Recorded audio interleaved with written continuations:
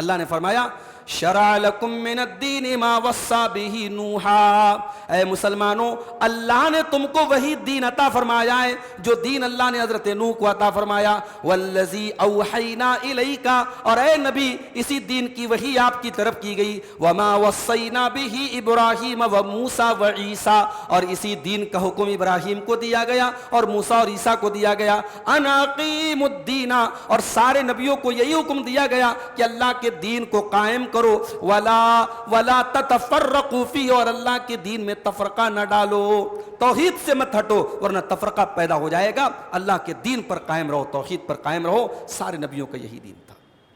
اللہ نے فرمایا للہ ملک السماوات والارض، اللہ ہی آسمانوں کا مالک ہے، اللہ ہی زمین کا مالک ہے، یخلق ما یشاء، وہ جو چاہتا ہے پیدا کرتا ہے، یہب لمن یشاء اناثا، وہ جس کو چاہتا ہے بیٹی دیتا ہے، ویہب لمن یشاء الذکور، اور جس کو چاہتا ہے بیٹا دیتا ہے، او یزوجہم ذکرانا واناثا، یا جس کو چاہتا ہے لڑکا لڑکی دونوں دیتا ہے، ویجعل من یشاء عقیما، اور جس کو چاہتا ہے اللہ تعالیٰ بے اولاد کر دیتا ہے، بانجھ کر دیتا ہے۔ جو اولاد سے محروم ہے یہ یاد رکھے کہ اولاد دینے والا اللہ ہے۔ علاج کرائے، میڈیکل سائنس ترقی کر گئی ہے، ہو سکتا ہے اس کے جو جراثیم ہوتے ہیں، جو کروموزوم ہوتے ہیں وہ کم ہو، وہ اپنا علاج کرائے، ساتھ میں اللہ سے دعائیں کرے، تہجد کی نماز پڑھے میاں بیوی رات میں، اللہ کے سامنے گڑگڑا کے دعا کرے۔ اگر اللہ نے توفیق دی عمرہ کر لے، زندگی میں ایک بار جائے اللہ کے گھر میں جا کے وہاں گڑگڑا کے دعا کر لے، اگر مقدر میں اولاد لکھی ہوگی تو ملے گی۔ اور اگر کبھی انسان کے اوپر کوئی مصیبت آ جائے بہت جلدی مایوس ہو جاتا ہے۔ اللہ نے فرمایا لا يسأم الانسان من دعاء الخیر، انسان بھلائی کی دعا سے تھکتا نہیں ہے، وَإِن مَّسَّهُ الشَّرُّ فَيَئُوسٌ قَنُوطٌ، اور جب انسان کو کوئی شر پہنچتا ہے، کوئی برائی پہنچتی ہے تو بالکل مایوس ہو جاتا ہے۔ وَلَئِنْ أَذَقْنَاهُ رَحْمَةً مِنَّا مِن بَعْدِ ضَرَّاءَ مَسَّتْهُ لَيَقُولَنَّ هَٰذَا لِي، اور تکلیف کے بعد جب انسان کو کوئی نعمت ملتی ہے اور تکلیف دور ہو جاتی ہے تو فوراً وہ اترانے لگتا ہے، غرور میں اور اکڑ میں آ جاتا ہے اور کہتا ہے یہ تو میرا حق ہے، یہ دولت، یہ شہرت، یہ عزت، یہ تو میرا حق ہے۔ وَمَا أَظُنُّ السَّاعَةَ قَائِمَةً، اور کہتا ہے کہ مجھے نہیں لگتا کہ قیامت آئے گی۔ وَلَئِن رُّجِعْتُ إِلَىٰ رَبِّي إِنَّ لِي عِندَهُ لَلْحُسْنَىٰ، اور اگر میں اپنے رب کے پاس لوٹایا بھی گیا، اگر مان لو یہ مولوی لوگوں کی باتیں صحیح بھی ہیں، قیامت آئے گی بھی، تو میں وہاں بھی چین سے رہوں گا۔ یہ ہے انسان کی جہالت اور یہ ہے انسان کا دھوکہ۔ دنیا میں اللہ کو راضی کرنے کی کوئی کوشش نہیں، قیامت کا انکار، اور اس پر سے یہ امید پال کے بیٹھنا کہ اگر قیامت ہوگی تو وہاں بھی میں چین سے رہوں گا۔ یہ انسان کی جہالت نہیں ہے، انسان کا ظلم نہیں ہے، تو اور کیا ہے میرے بھائیوں؟ یہ انسان کی کمزوری اللہ تبارک و تعالیٰ نے یہاں بیان کی۔ اس کے بعد اللہ نے فرمایا کہ ہم کائنات کے اندر اپنی مختلف نشانیاں تم کو وقتاً فوقتاً دکھاتے رہیں گے۔ سنوریہم آیاتنا فی الآفاق، ان قریب ہم ان کو اپنی نشانیاں دکھائیں گے آفاق کے اندر، ہاریزنس کے اندر، کائنات کے اندر۔ سنوریہم آیاتنا فی الآفاق وفی انفسہم، اور خود ان کے اپنے نفس کے اندر، ان کی اپنی جان کے اندر، ان کے اپنے شریر کے اندر ہم بہت ساری نشانیاں دکھائیں گے۔ کائنات چھوڑ دو، زمین چھوڑ دو، آسمان چھوڑ دو، سورج چھوڑ دو، چاند چھوڑ دو، انسان صرف سر سے پیر تک اپنے شریر پر غور کرے، اپنے باڈی کے مینجمنٹ پر غور کرے، اللہ نے کیسا اس کا جسم بنایا، اگر اس پر غور کرے انسان اللہ کے اوپر ایمان لے آئے گا۔ سنوریہم آیاتنا فی الآفاق وفی انفسہم، ہم تم کو اپنی نشانیاں دکھائیں گے کائنات کے اندر اور خود تمہارے اپنے نفس کے اندر، حتی یتبین لہم انہ الحق، یہاں تک کہ تمہارے لیے کلیئر ہو جائے، واضح ہو جائے کہ اللہ کا کلام سچا ہے۔ اولم یکف بربک انہ علی کل شیء شہید، کیا تمہارے رب کے لیے کافی نہیں ہے کہ وہ ہر چیز پر نگراں ہے اور ہر چیز پر گواہی دینے والا ہے؟ اس کے بعد اللہ تعالیٰ کی صفات کا ایک اصول بیان کیا گیا. اللہ تعالیٰ کی صفات قرآن میں بہت ساری بیان کی گئی، حدیثوں میں بھی بیان کی گئی. اب بعض صفات اللہ تعالیٰ کی ایسی ہیں جو اللہ کی بھی وہ صفت ہے اور بندے کی بھی وہ صفت ہے. مثال کے طور پر ہم بھی دیکھتے ہیں، اللہ بھی دیکھتا ہے. ہم بھی سنتے ہیں، اللہ بھی سنتا ہے. یا کچھ ایسی چیزیں ہیں جو قرآن و حدیث میں اللہ کے لیے ثابت ہوئی ہیں اور وہی چیز انسان کے جسم کے اندر بھی پائی جاتی ہے. مثال کے طور پر قرآن اور حدیث میں اللہ کے ہاتھ کا ذکر ہے کہ اللہ کا ہاتھ ہے. قرآن اور حدیث میں اللہ کی آنکھ کا ذکر ہے، اللہ کے قدم کا ذکر ہے. اللہ تبارک و تعالیٰ اپنے عرش پر مستوی ہوتا ہے، اس کا ذکر ہے. اللہ آسمان پر نازل ہوتا ہے، اترتا ہے، اس کا ذکر ہے. اب کیا اس طریقے کی جو صفات ہیں قرآن و سنت میں بیان ہوئی ہیں، ہمارا کیا عقیدہ ہونا چاہیے؟ اب ایک جماعت ایسی ہے، ایک گروہ ایسا ہے جو کہتا ہے کہ نہیں صاحب، اللہ کا ہاتھ کیسے ہو سکتا ہے، اللہ کی آنکھ کیسے ہو سکتی ہے، اللہ کیسے اتر سکتا ہے؟ اگر ہم یہ مان لیں گے کہ اللہ کی آنکھ ہے، اللہ کا ہاتھ ہے، تو ہمیں یہ بھی ماننا پڑے گا کہ اللہ کا جسم ہے، اللہ کا شریر ہے. پھر ہمیں اور اللہ کے بیچ میں فرق کیا رہ جائے گا؟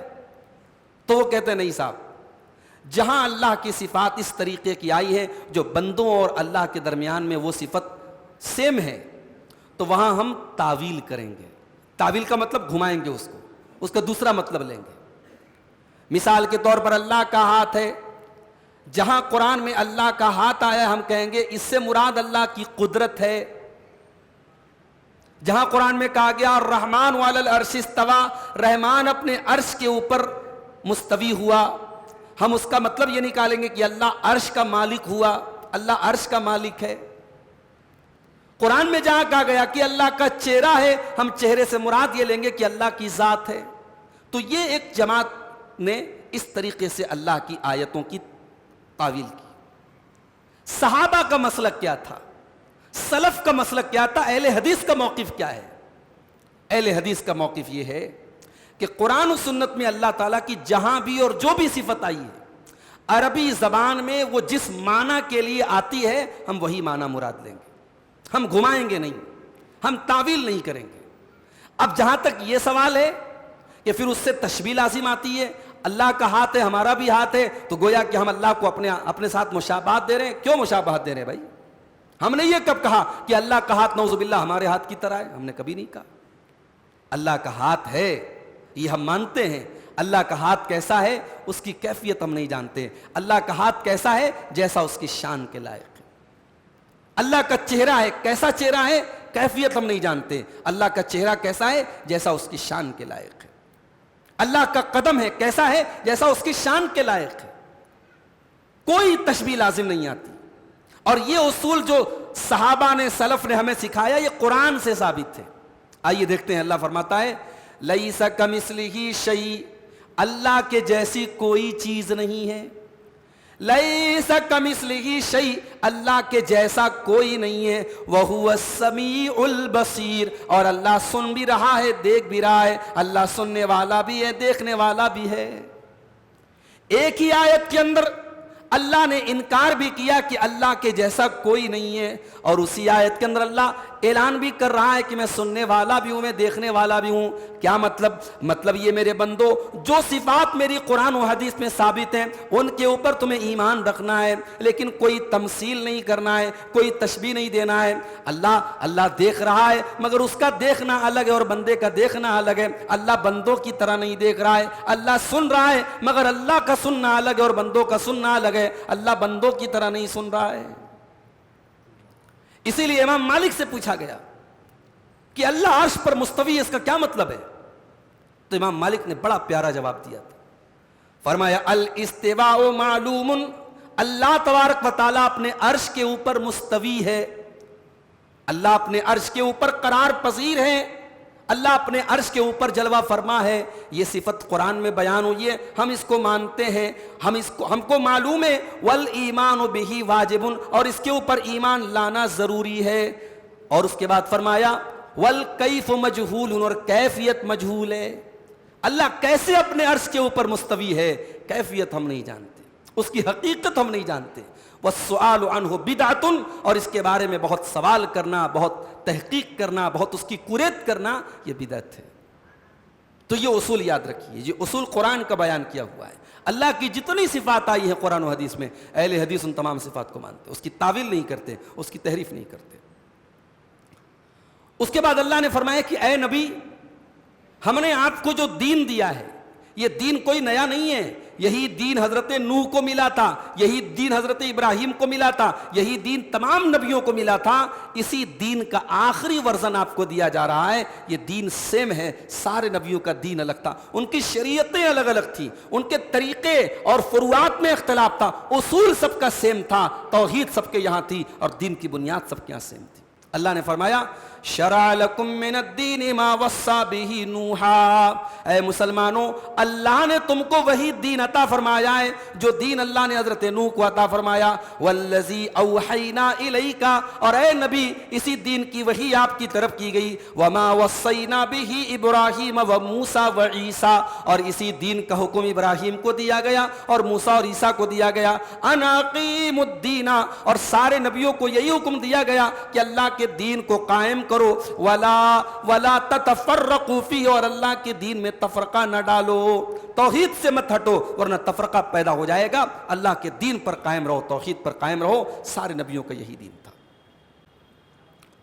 اس کے بعد اللہ نے فرمایا کہ شریعت میں کسی حکم کو نافذ کرنا، اس کی اتھارٹی انسان کو حاصل نہیں. عرب میں کیا کرتے تھے؟ ساڑھ خرید لیا. ساڑھ جانتے ہیں نا، وہ گائے کا جو میل ہوتا ہے، ساڑھ. تو ساڑھ کو وہ کیا کرتے تھے؟ اس کا کان کاٹ لیتے تھے اور کہتے تھے صاحب یہ ساڑھ جو ہے ہمارے فلاں معبود کے نام سے خاص ہو گیا، اب اس کو کوئی ذبح نہیں کر سکتا، اس کا گوشت حرام ہو گیا ہمارے اوپر. تو یہ اللہ کے حلال کیے ہوئے چیز کو حرام کرنے کی اتھارٹی تم کو کس نے دی؟ اللہ نے فرمایا ام لہم شرکاء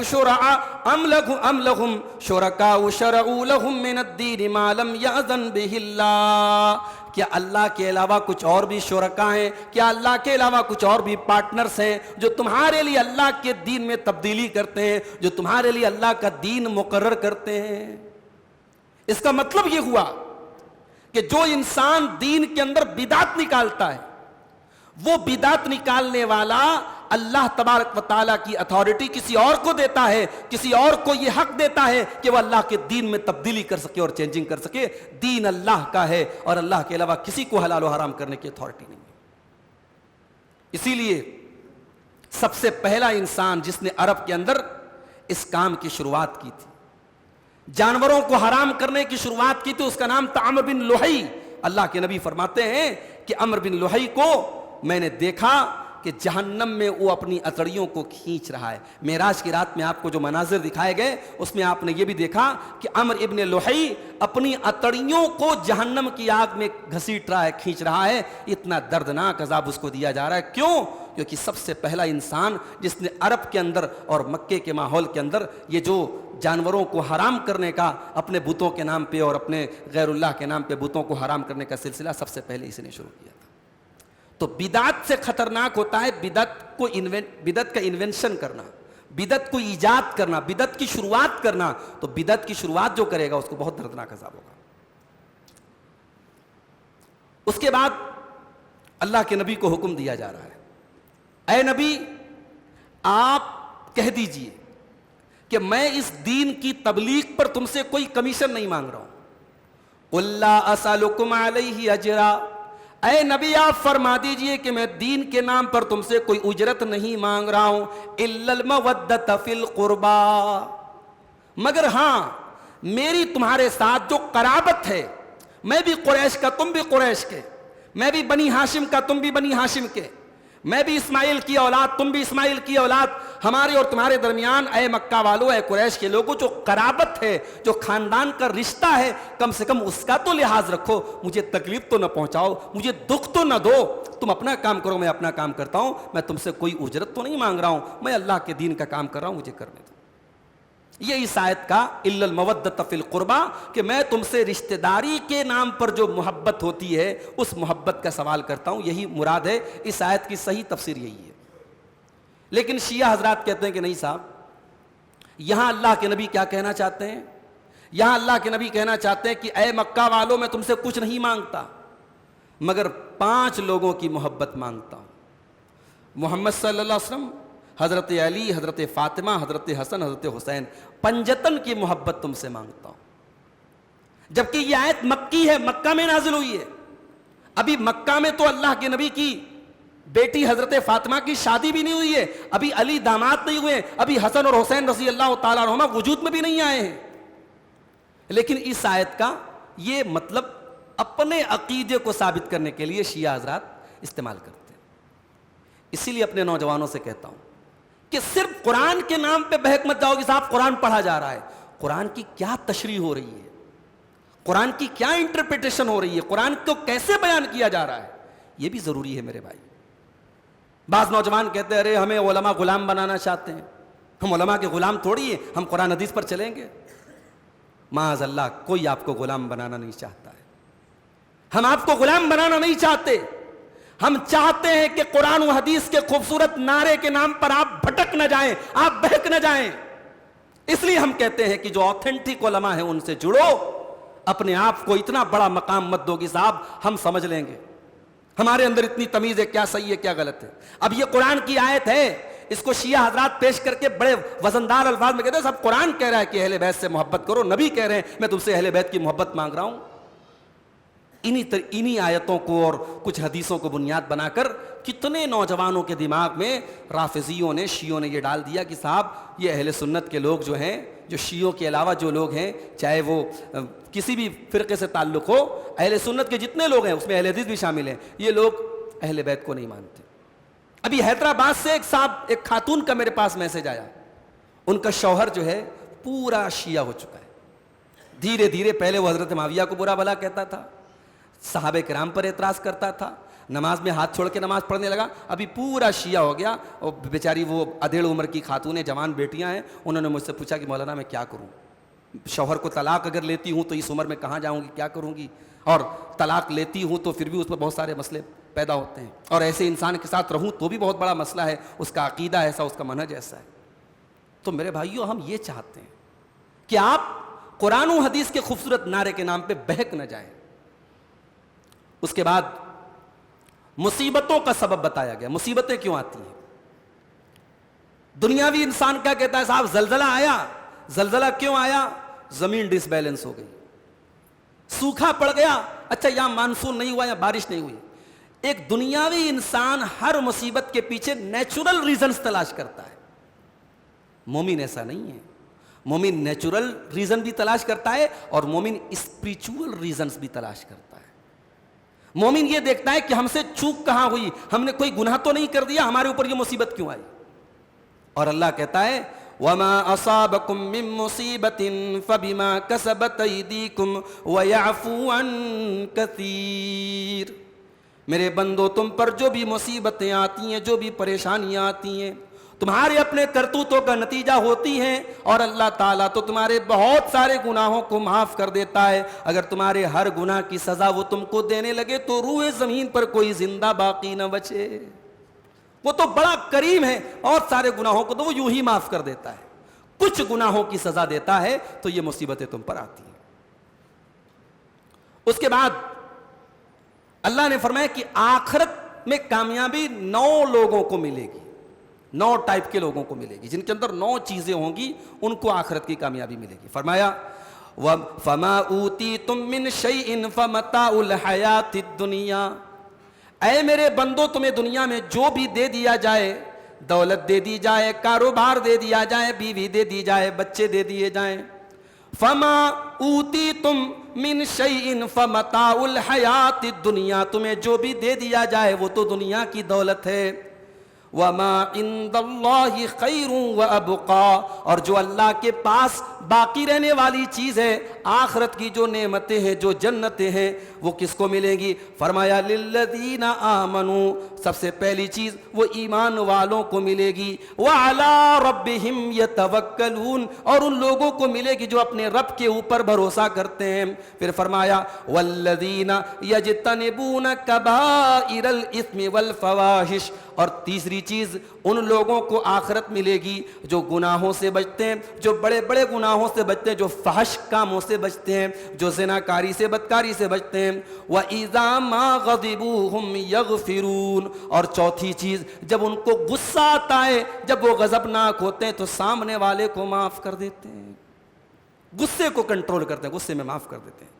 اور پانچویں چیز فرمایا وَالَّذِينَ اسْتَجَابُوا لِرَبِّهِمْ، وہ اپنے رب کا حکم مانتے ہیں، اپنے رب کے فرما بردار ہوتے ہیں۔ اور چھٹی چیز وَأَقَامُوا الصَّلَاةَ، وہ نماز قائم کرتے ہیں۔ اور ساتویں چیز وَأَمْرُهُمْ شُورَىٰ بَيْنَهُمْ، ان کے آپس کے کام مشورے سے ہوتے ہیں، وہ ڈکٹیٹرشپ نہیں کرتے، وہ اپنے فیصلوں کو تھوپتے نہیں ہیں، وہ مشورے سے کام کرتے ہیں۔ اور آٹھویں چیز وَمِمَّا رَزَقْنَاهُمْ يُنْفِقُونَ، اور جو روزی ہم نے دی ہے اس میں سے وہ خرچ کرتے ہیں۔ اور نویں چیز فرمایا وَالَّذِينَ إِذَا أَصَابَهُمُ الْبَغْيُ هُمْ يَنْتَصِرُونَ، اور جب ان کے اوپر کوئی ظلم کرتا ہے، کوئی زیادتی کرتا ہے تو وہ برابر انتقام بھی لیتے ہیں۔ ایک طرف اللہ کہہ رہا ہے معاف کر دیتے ہیں، اور یہاں کہہ رہا ہے انتقام بھی لیتے ہیں۔ اس کا مطلب کہ معاف کرنے کی جگہ معاف کرتے ہیں اور انتقام لینے کی جگہ انتقام لیتے ہیں۔ کسی نے اگر آپ کے اوپر ظلم کیا ہے تو ظلم کو سہنے کی اجازت نہیں دی ہے اسلام میں۔ ایک ہوتا ہے کہ صاحب کسی سے ہمارے حق میں زیادتی ہو گئی، اب ہم بدلہ لے سکتے ہیں مگر چلو بھائی غلطی ہو گئی معاف کر دیں، اور سامنے والا ظلم کر رہا ہے اور ہم صاحب خاموش بیٹھے رہے، اللہ نے فرمایا نہیں۔ والذین اذا اصابہم البغی، جب ان کے اوپر ظلم و زیادتی ہوتی ہے، اذا ہم ینتصرون، تو اپنا ڈیفنس کرتے ہیں، اپنی ذات کا بچاؤ کرتے ہیں۔ سیلف ڈیفنس تو دنیا کے کسی قانون میں بھی حرام نہیں ہے۔ اپنے سیلف ڈیفنس کے لیے، اپنی جان اور مال بچانے کے لیے اگر انسان شہید ہو جائے تو شہید ہے وہ، اگر مر جائے تو شہید ہے وہ، اللہ کے نبی نے شہید کہا ہے اس کو۔ لیکن بدلہ لینے کی اجازت دینے کے بعد پھر فوراً اللہ نے فرمایا وَجَزَاءُ سَيِّئَةٍ سَيِّئَةٌ مِثْلُهَا، برائی کا بدلہ اسی کے جیسی برائی سے دیا جا سکتا ہے۔ فَمَنْ عَفَا وَأَصْلَحَ فَأَجْرُهُ عَلَى اللَّهِ، لیکن جو معاف کر دے اور جو اپنے عمل کو درست کر لے تو اس کو اللہ ثواب دے گا۔ معاف کر دو تو بہتر ہے، جہاں تک ممکن ہو معافی کا آپشن بہتر ہے، اور جہاں آپ بدلہ لینا چاہیں اور سامنے والا زیادتی سے کام لے رہا ہے آپ بدلہ لے سکتے ہیں۔ اس کے بعد اولاد، کسی کو بیٹی ہو رہی ہے، کسی کو بیٹا ہو رہا ہے، کسی کو دونوں ہو رہا ہے، کسی کو کچھ نہیں ہو رہا ہے۔ ایسا کیوں ہو رہا ہے؟ اللہ نے فرمایا للہ ملک السماوات والارض، اللہ ہی آسمانوں کا مالک ہے، اللہ ہی زمین کا مالک ہے۔ یخلق ما یشاء، وہ جو چاہتا ہے پیدا کرتا ہے۔ یہب لمن یشاء اناثا، وہ جس کو چاہتا ہے بیٹی دیتا ہے۔ ویہب لمن یشاء الذکور، اور جس کو چاہتا ہے بیٹا دیتا ہے۔ او یزوجہم ذکرانا واناثا، یا جس کو چاہتا ہے لڑکا لڑکی دونوں دیتا ہے۔ ویجعل من یشاء عقیما، اور جس کو چاہتا ہے اللہ تعالیٰ بے اولاد کر دیتا ہے، بانجھ کر دیتا ہے۔ آج تو صاحب ہو رہی ہے اولاد، کون کون سے طریقے نکل گئے صاحب، سروگیسی کے ذریعے اولاد ہو رہی ہے، اور آئی وی ایف کے ذریعے اولاد ہو رہی ہے، کسی کی منی کسی کے بیضے میں ملا کر کے اولاد ہو رہی ہے۔ یہ حرام اور یہ نیچرل طریقے نہیں ہیں، اس سے نسب ثابت نہیں ہوگا۔ اگر کسی کی منی کسی کے بیضے میں ڈال دی گئی تو یہ زنا کاری قرار دی جائے گی، یہ جائز نہیں ہوگا۔ اسلام نے اولاد پیدا کرنے کا جو ایک نیچرل طریقہ ہے جس سے نسب ثابت ہوتا ہے کہ ہاں یہ فلاں کا بیٹا ہے، بس وہی طریقہ جائز ہے۔ اس طریقے کے مطابق اللہ اولاد دیتا ہے، کسی کو لڑکی دے۔ اچھا پہلے لڑکی کا ذکر کیا، پہلے اللہ نے بیٹی کا ذکر کیا، فرمایا یہب لمن یشاء اناثا، جس کو چاہتا اللہ بیٹی دیتا ہے، بعد میں بیٹے کا ذکر کیا۔ بعض علماء نے اس آیت کو سامنے رکھ کے کہا کہ پہلی اولاد اگر بیٹی ہو رہی ہے تو یہ اچھی بات ہے، یہ قرآن کے آرڈر کے مطابق ہے۔ اگر پہلا کسی کو پہلی اولاد بیٹی ہو رہی ہے تو یہ اچھی بات ہے، یہ تقدیر کی بات ہے، یہ خوش نصیبی کی بات ہے، کیونکہ قرآن کا آرڈر یہی ہے، قرآن کی ترتیبی کہ پہلے بیٹی ہوتی ہے۔ اور کسی کو اگر صرف بیٹی ہو گئی، کسی کو صرف بیٹا ہو گیا، کسی کو دونوں ہو گیا، کسی کو کچھ نہیں ہوا، اللہ کی مشیت ہے، اللہ سے دعائیں کریں۔ جو اولاد سے محروم ہے یہ یاد رکھے کہ اولاد دینے والا اللہ ہے، علاج کرائے، میڈیکل سائنس ترقی کر گئی ہے، ہو سکتا ہے اس کے جو جراثیم ہوتے ہیں، جو کروموزوم ہوتے ہیں وہ کم ہو، وہ اپنا علاج کرائے، ساتھ میں اللہ سے دعائیں کریں، تہجد کی نماز پڑھیں میاں بیوی رات میں، اللہ کے سامنے گڑگڑا کے دعا کریں۔ اگر اللہ نے توفیق دی عمرہ کر لے، زندگی میں ایک بار جائے اللہ کے گھر میں جا کے وہاں گڑگڑا کے دعا کر لے، اگر مقدر میں اولاد لکھی ہوگی تو ملے گی۔ اور اگر سب کے بعد اولاد نہیں ہوئی یا صرف بیٹیاں ہوئیں تو لوگ کہتے ہیں صاحب اس کا کیا ہوگا، اس کی نسل نہیں چلے گی۔ معاف کرنا میرے بھائی، نسل انسان کی اولاد سے نہیں چلتی، نسل انسان کے کردار سے چلتی ہے۔ اللہ کے نبی کے کون سے بیٹے تھے؟ کوئی بیٹا آپ کا باقی نہیں بچا، لیکن آج نہیں، قیامت کی صبح تک جہاں بھی اشہد ان لا الہ الا اللہ کی آواز گونجے گی وہاں اشہد ان محمد رسول اللہ کی آواز بھی گونجے گی۔ نبی کا مشن باقی ہے، نبی کا نام باقی ہے، نبی کی سیرت باقی ہے۔ کردار ایسا بناؤ میرے بھائی، اولاد ہو نہ ہو آپ کا کردار باقی رہے، لوگ صدیوں تک یاد کریں کہ ہاں وہ ایک انسان تھا۔ امام بخاری رحمۃ اللہ علیہ کی بھی کسی اولاد کا تذکرہ نہیں ملتا، بلکہ بعض علماء تو کہتے ہیں انہوں نے شادی نہیں کی۔ اب انہوں نے شادی کیوں نہیں کی واللہ عالم، اس کی حقیقت وہی جان سکتے ہیں۔ مگر کیا اس سے امام بخاری کے مقام پر کوئی کمی آ گئی، کوئی مرتبے پر کوئی کمی آ گئی؟ امام بخاری امیر المومنین فی الحدیث ہے امام بخاری، انہوں نے جو حدیث کی کتاب ترتیب دی صحیح بخاری، آج بھی اس کتاب کو یہ ویلو حاصل ہے، اصح الکتب بعد کتاب اللہ، اللہ کی کتاب قرآن کے بعد اور سب سے most authentic book after the book of Allah، اللہ کی کتاب کے بعد سب سے مستند کتاب صحیح بخاری مانی جاتی ہے۔ تو کارنامہ ایسا کرو میرے بھائی، موت اس کی ہوئی جس کا کرے زمانہ افسوس، یوں تو دنیا میں سبھی آئے ہیں مرنے کے لیے، مرنا تو سب کو ہے۔ اس کے بعد آخری چیز اللہ نے فرمایا قیامت کے دن کوئی دوستی کام نہیں دے گی۔ الاخلاء یومئذ بعضهم لبعض عدو، سارے کے سارے جگری دوست دنیا میں ساتھ میں اٹھنے بیٹھنے والے دوست، ساتھ میں کھانا کھانے والے، ساتھ میں پانی پینے والے، ساتھ میں چلنے پھرنے والے دوست، اللہ فرماتا ہے الاخلاء